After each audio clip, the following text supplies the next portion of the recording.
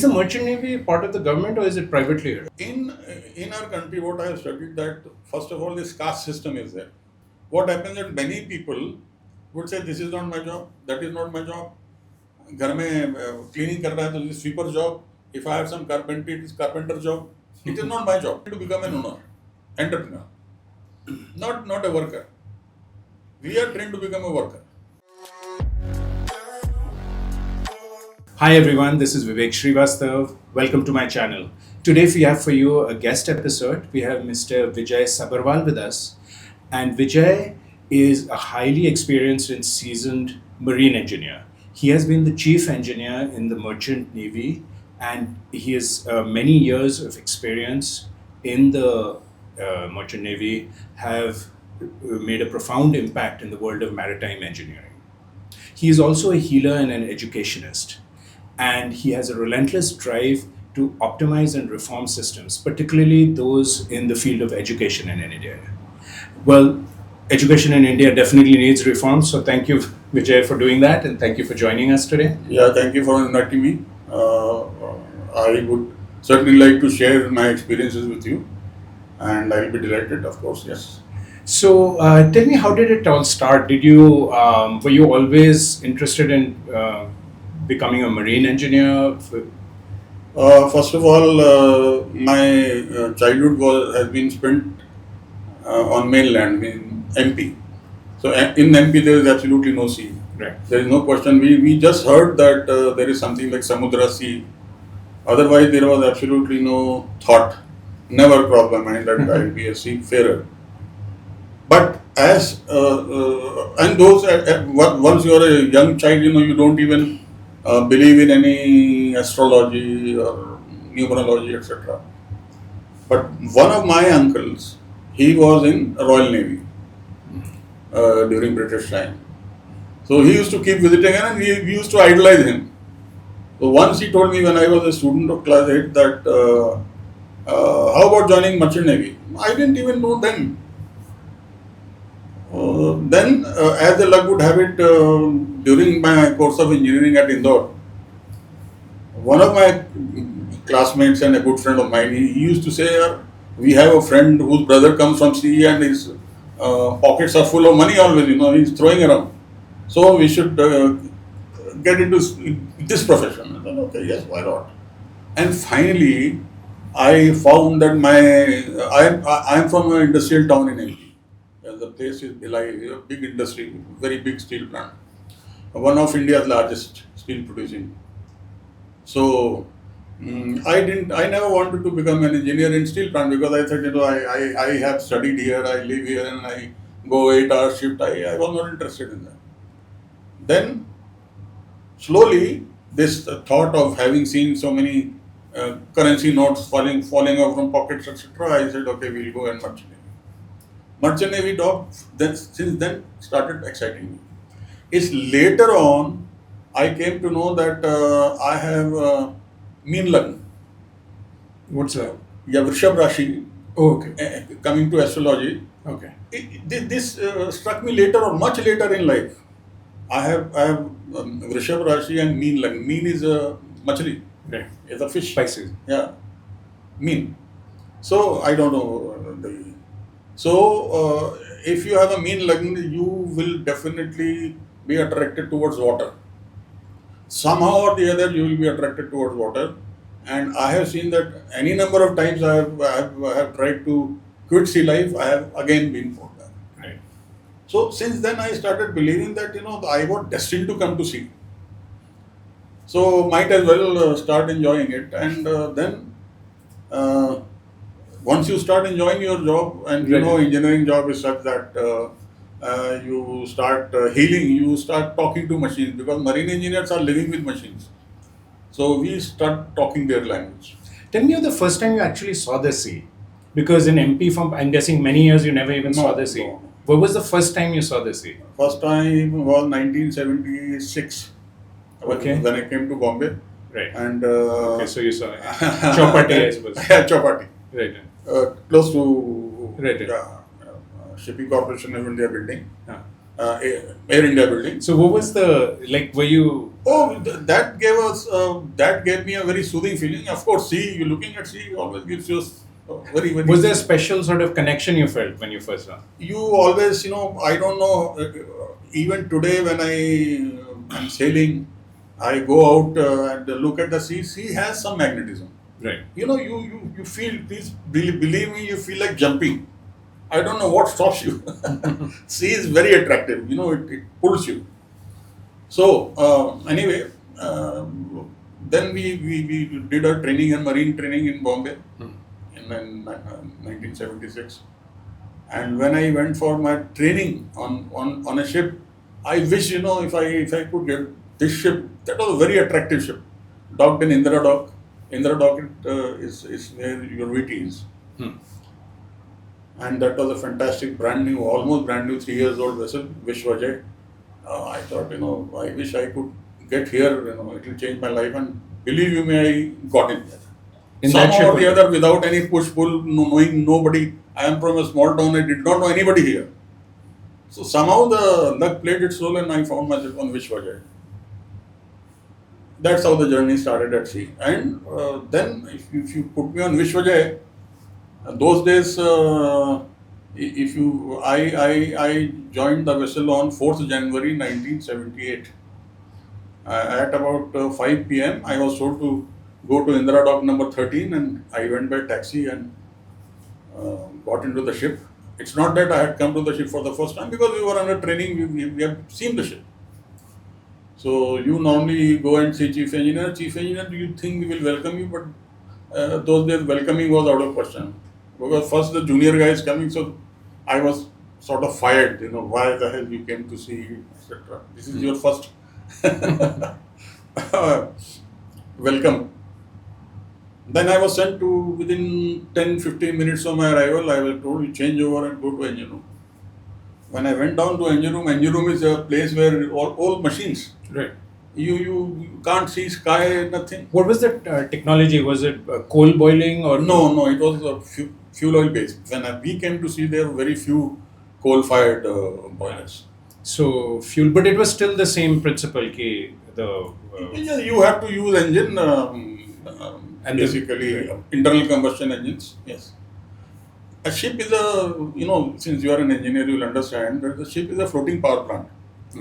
To drive a ship and to give everything, all electricity, you have a power plant. Engineer's job is to look after power plant and provide whatever machinery is moving around, you have to look after it.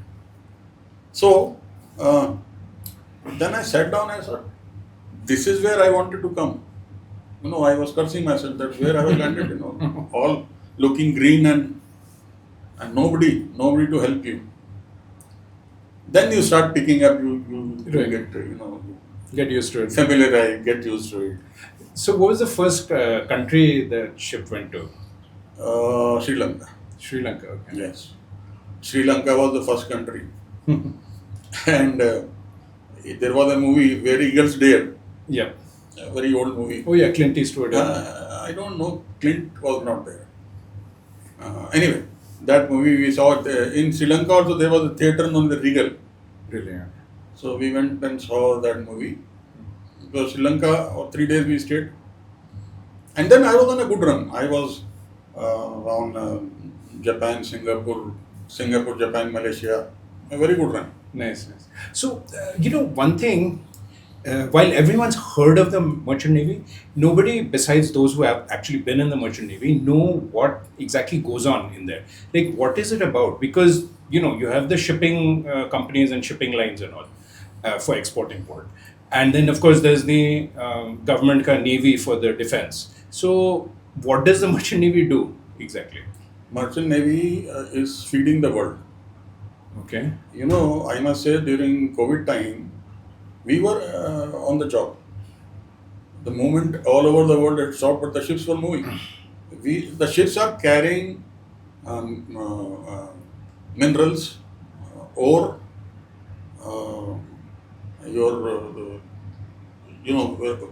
wheat, Right. rice, Commodities. sugar, commodities. No, but my question is, so there's private companies that do shipping lines, right? So what Private is the and difference? So, what is the difference between merchant navy and the private ships that do? No, private merchant navy is a commercial kind of. We are not taking part in defense. Right. Unless the country you belong to, they say that we want your services for something. Right, there's And emergency. that is always there. Ah. But we are not taking part in any defense mechanism. Is the merchant navy part of the government or is it privately held? It is government owned also, and privately also you can own the vessels. Now the biggest company in the world is private. Right. MSC and Maersk, they are private companies. Okay. Having more So, than- merchant navy is just a term for this kind of any sort of shipping company. Yes. Okay. Any kind of shipping company which is commercially operating, Right. shifting cargo from A to B. So, if I work for Maersk, I'm actually part of the merchant navy. Yeah. Yes. Yes. So, tell us about some of your any incidents that stand out. What's like your most memorable experience? See, my first ship itself had a fire. Yeah. Fire means, on a ship, I have faced at least 3 to 4 fires, major fires at sea.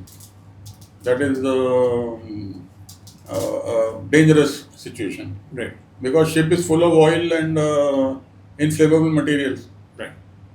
And if you are not careful, the ship can catch fire anywhere, anytime.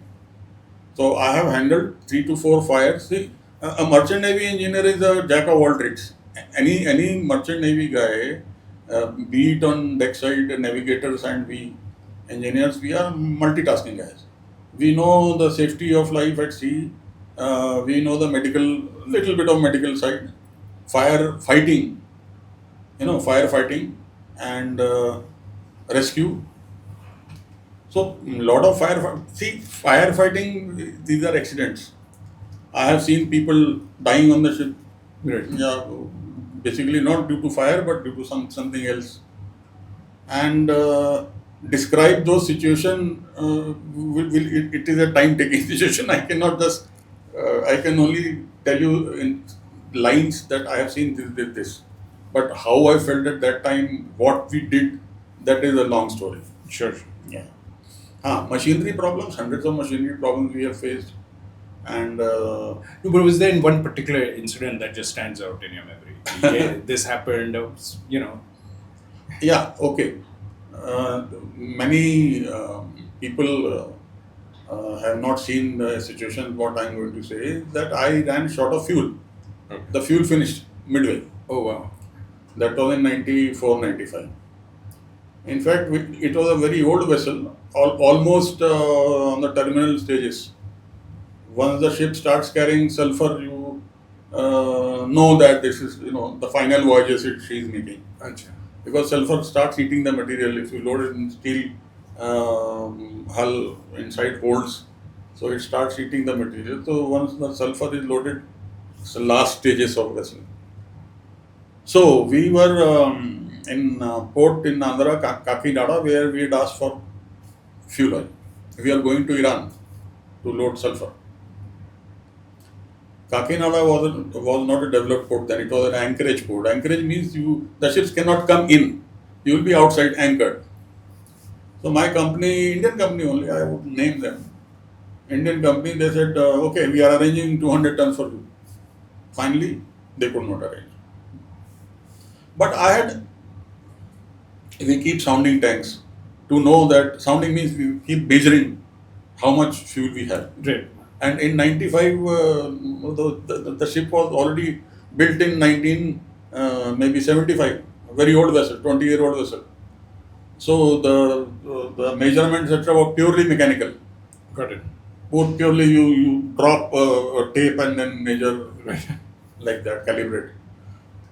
So what happens in case of fuel oil and all the tanks were having seawater lines passing through the oil tanks or oil lines passing through the seawater tanks.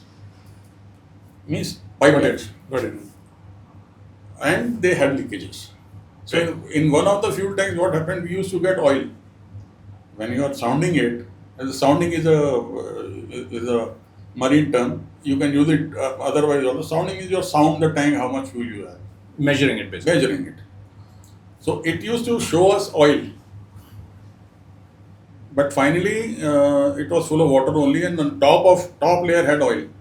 But once you are sounding it, the sounding pipe, in case of heavy oil, does not show any trace of water. And water was a regular feature on that ship. Water we used to have in tanks. All tanks have had water. But this time, the problem was that the oil finished. Got it. The I have no. So what you were measuring was actually water, not water, oil. Not oil. No. And so the oil finished. It was giving an impression that we have oil. Yeah. But we actually have it no was oil. all water. So finally the ship stopped. Ah, nice. So we could call company those days also. So I called that we have no fuel. So they said, okay, we'll arrange something for you. We have a lot of offshore supply vessels. We'll give you 1,500 tons. Wait, don't worry. But meanwhile, the ship was already on sail, SALE. So our job was to reach a place in UAE known as Fujairah, Khorfakan, Yeah, other places. I've heard of Vijay. Yeah, which was about 2 days away. Okay. So then I thought what to do. Then we started opening all the tanks, and little oil from all over. We sucked using Wilden pump. Wilden pump is the air-driven pump which sucks from wherever you want. Is a positive displacement pump. So we collected some oil. Then I used to mix diesel in it, and somehow again your motion has started. Engine will work. Then that also finished. Then while taking rounds, I had seen there was a tank about 35 cubics, which was full of muck, sludge. Sludge means it's a reject after you clean the fuel. After cleaning the fuel is also cleaned mechanically through machines. The sludge is thrown, but those days they could not throw. They had collected the sludge, finally to be given somewhere. So I use the sludge. If if somebody hears me saying this, he'll say, "Oh, what a crime you have done." No, but won't that damage the engine? You could not think of on those lines at that point of time. Anyway, so I heated the sludge. I sort of somehow purified whatever I could do. I mixed diesel, and I was sitting, next to the tank at draining water, and I could see the engine RPM coming down. Even if you give full fuel, full throttle, but engine cannot reach that RPM, and from the funnel only ash coming out. But engine would still moving. These engines are built very strong. Yeah. So at that point of time, the thing behind your mind is to reach somewhere, because no help was coming. Now the weather can turn bad anytime. Those days, even now the kind of weather scenario you have today, the information, those days these informations were not there. So we made it to the port, filled up oil, and if you want me to continue on this topic, next night, you finish taking fuel, you are moving, and you know that the bias representative are going to come next port in Iran 2 days later. Night time, I hear in my cabin very big thumping sound, hammering, thump. I came running down. I saw third engineer also flat, because the person on watch, he was flat because everybody was tired. For 3-4 days we were struggling with the oil, and then here you have taken oil and again you are selling. I said, stop the engine. We have a problem in the engine. Something is hammering. Then we opened the unit and we saw that there was very big damage. Probably because of the sludge, right? No, it was not because of sludge. It was because of inherent issue with the engine. Okay. No, sludge to abhi pass ho gaya. Sludge scenario is finished. Okay. Engine is still firing. We had made sure that we are not giving absolutely rotten stuff to engine. We were kind of whatever you could squeeze out of, yes, whatever you could retrieve. So we had a major breakdown. Oh boy. Major breakdown. Such a breakdown that nobody knows what to do now. So it's another episode. Yeah, that's fascinating though. That shows ki, all these issues you can face at sea, and it's not just the simple situation that people think it is. Ki you just no way. Yeah. Here, I'll just explain it to you that it was a damage where this whole roof in within the engine. See, marine engines are very big engines.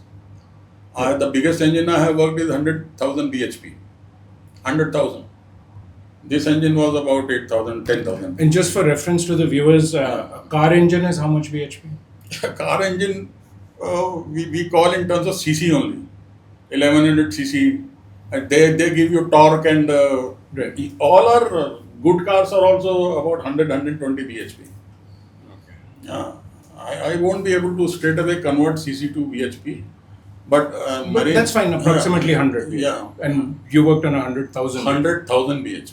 Yeah. So those engines means the piston diameter is 98 mm. 98 centimeter. This one, 980. So the piston weight. 1 meter basically. Yeah, the weight of the piston with piston rod is about 4 tons. The piston only is 4 tons. Piston and piston rod. The rod. Yeah, Wow. 4 to 5 tons. Anyway, so here the whole damage has taken place. Nobody knows what to do, but somehow we managed. We managed and we reached Iran where we know that buyers' representatives will be visiting. We have Would the buyers want to buy something that's so damaged? No, but we hid everything from them. Okay. We did not allow them to come to engine room and we repaired everything and made it look good. absolutely normal. They bought the vessel. These things are common. These Right. things are common even today. Sure. So tell me, you moved from the merchant navy to things like healing, being involved in the education field. How did that happen? Because you always try, see them in merchant navy, if you are a seafarer, especially in merchant navy, then what happens that you are away from families. Right. Your away from families is also destined. That's how I came to know about it. I went to Thailand with my wife. We used to go every 3-4 years because I like being in Thailand, moving around, eating seafood, etc. So once we went to a temple, that is 94, 95. There one machine is just in front of the gate. One machine is there where you put your palm. It's reading your palm. So I just put my palm there and the printout came out. That printout said that now, see, in Thailand nobody knows me. Right. Nobody has seen my hand. They have a pattern which the machine is reading. So the result says that you will be staying away from your family for longer periods of time.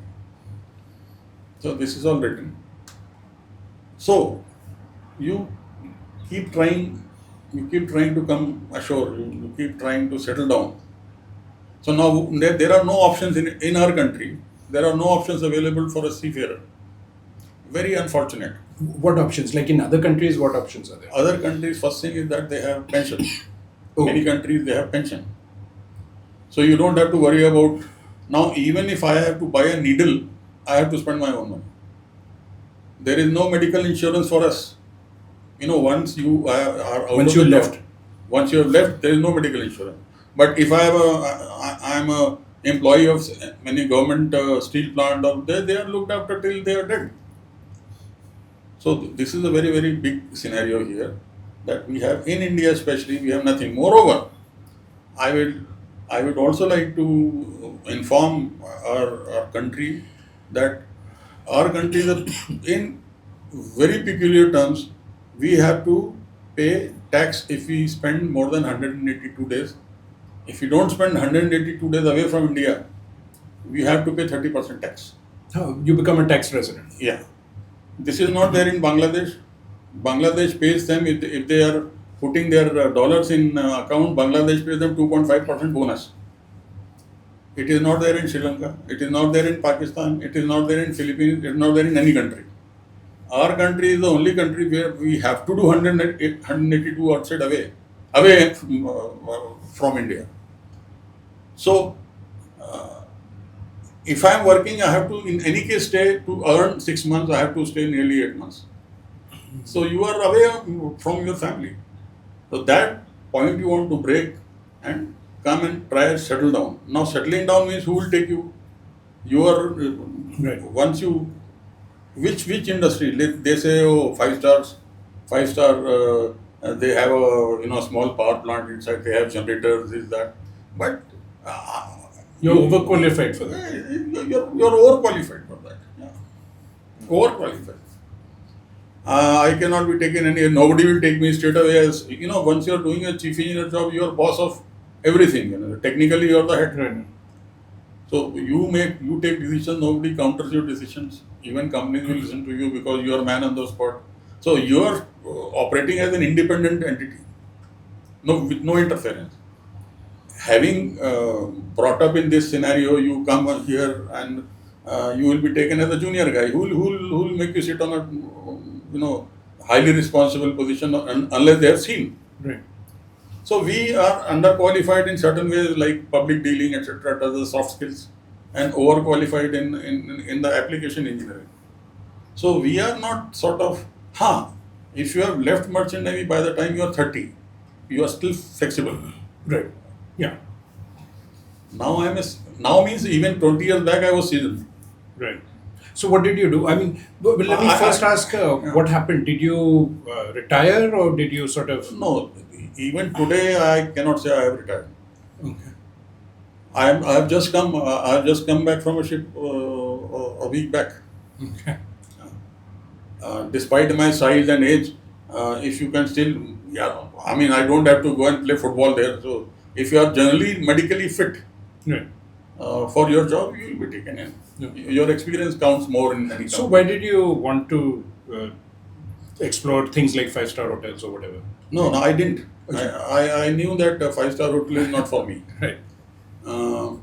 Then the industries means chemical industry, pump industry, they take ex-marine engineers, but then you have to be too young Yes. to 30.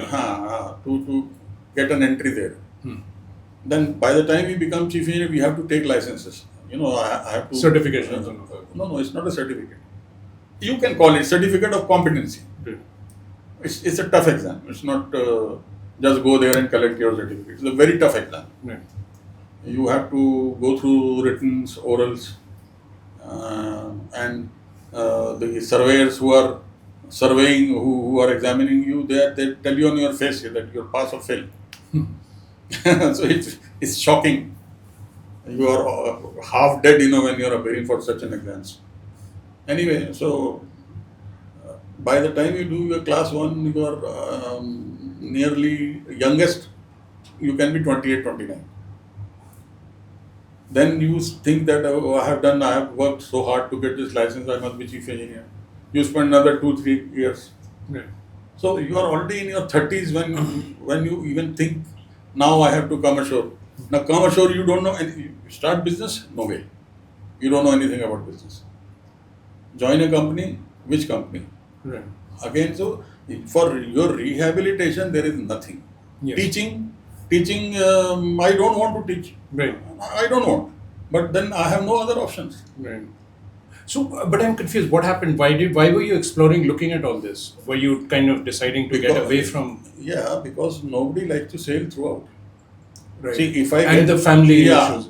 If I get good opportunities in India, why would I sail? Sailing is basically a tough job. Yeah. I mean, nowadays you don't enjoy sailing with. During my time, there were no rules. There are now thousands of rules. Right. You are always under stress, heavy stress.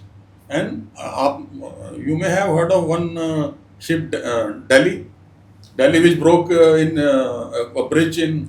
Okay. Yeah. That's 1 year back. It was where in the Middle East, I think. Somewhere? No, in US. Okay. Yeah. I forget the. And the Indian crew was in there. Indian crew. You got it. Yeah. Yeah. So now they are all they are only in US. Nobody could come. They are still under arrest. Really? Still? Yeah. Okay. So I thought they were cleared of everything. They have only cleared the guys. No, cleared the vessel, cleared. But the guys are still there because this case is going to go on. Gotcha. Maybe millions of dollars of fines is going to be there. So till the Crew is not going to get any relief. Really?